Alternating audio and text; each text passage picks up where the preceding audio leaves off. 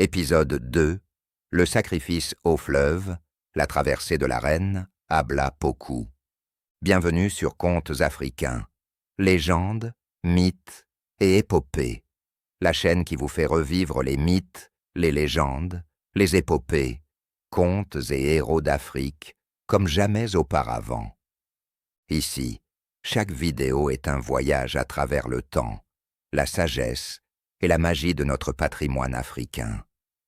Et si le destin d'un peuple entier dépendait d'un seul choix, d'un seul sacrifice? Dans cet épisode, le fleuve du sacrifice, nous arrivons à l'un des moments les plus bouleversants de cette histoire. La reine Poku et son peuple, en fuite, font face à l'infranchissable fleuve Comoé. Ce qui va se passer ici ne vous laissera pas indifférent, car c'est au bord de ce fleuve que se joue l'un des actes les plus forts de l'histoire africaine. Préparez-vous à ressentir, à comprendre et peut-être à verser une larme. Bienvenue dans la suite de notre voyage. L'eau fondait.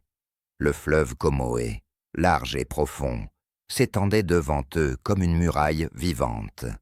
Ses flots puissants semblaient protéger un secret, et la reine le savait. L'heure était venue. Au bord du fleuve, le peuple s'arrête. Fatigué, affamé, désespéré. Devant eux, un obstacle naturel, mais surtout une énigme divine. Comment traverser ce monstre d'eau? Il n'y avait ni pont, ni barque. Il n'y avait ni pont, ni barque. Rien, juste la peur. Et les regards tournés vers la reine. Elle aussi doutait. Elle ressent aussi le poids des vies derrière elle. Mais elle se tenait droite. Elle observait le courant, ses tourbillons, ses éclats d'argent au soleil. Puis elle ferma les yeux. Elle entendit les voix, celles des ancêtres, dans le vent, dans les feuillages, dans le murmure du fleuve, et il parlait d'un prix que seule une mère peut payer. Le peuple tente, malgré tout. Certains jeunes hommes construisent des jantes des radeaux, mais les troncs furent exportés. Un enfant tente de nager. Le fleuve l'engloutit. Les femmes pleuraient. Les hommes priaient. Le moment était pathétique et insoutenable, mais la reine savait que la vie de tout ce peuple tenait à sa décision, était au bout de ses lèvres. Elle devait offrir son unique fils en sacrifice pour sauver son peuple de ses ravisseurs. Et les guerriers de Kwame approchaient. On les entendait au loin. Leurs tambours, leurs cris. Ils les rattraperaient bientôt. Le temps manquait. La reine Poku savait qu'une décision s'imposait. Elle a repris sa marche, se dirigera vers le rivage, et serra contre elle son fils unique, celui qu'elle avait tant protégé, tant aimé. Les larmes lui montaient aux yeux, mais son cœur restait ferme. Elle lève les bras au ciel. Elle invoque les esprits des anciens rois. Elle appelle Niamey, le Dieu céleste, et dit « Si mon peuple doit vivre, que mon sang soit versé, que la chair de ma chair ouvre le passage. » Dans un silence sacré, Poku s'avança dans l'eau. Et là, elle dépose son fils dans les bras du fleuve.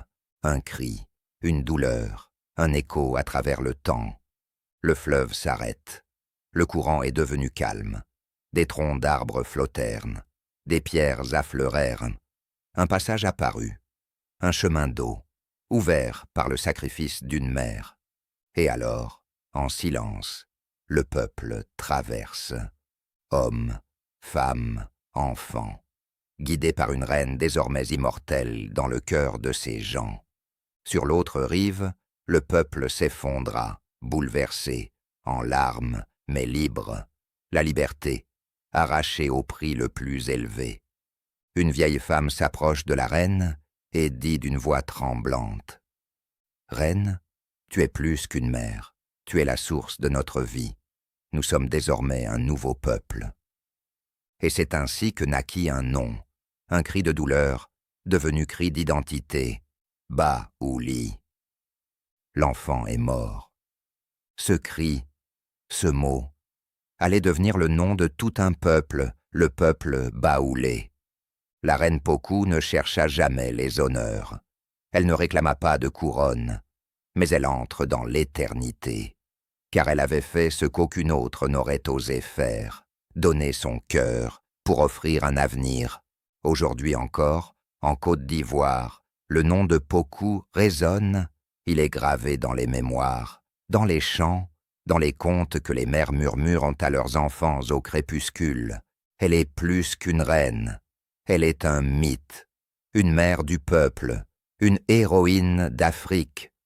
Parfois, l'amour d'un dirigeant pour son véritable peuple se mesure au prix qu'il est prêt à payer. Ce que la reine Pocou a fait ce jour-là, au bord du Comoé, c'est l'un des actes les plus puissants jamais contés dans notre histoire. Dites-moi en commentaire ce que ce moment vous inspire. Si cette histoire vous touche, autant qu'elle me bouleverse, aidez-moi à la faire connaître au monde entier. Likez, abonnez-vous et surtout, préparez-vous pour la dernière fête, car l'héritage d'une reine ne s'efface jamais.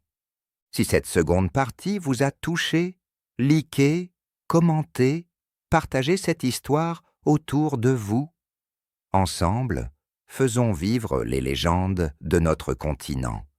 Abonnez-vous et activez la cloche de notification, car dans la prochaine vidéo, nous explorerons l'héritage laissé par Pocou et comment son peuple a bâti une nouvelle civilisation. Les racines profondes ne craignent jamais le vent. Proverbe africain.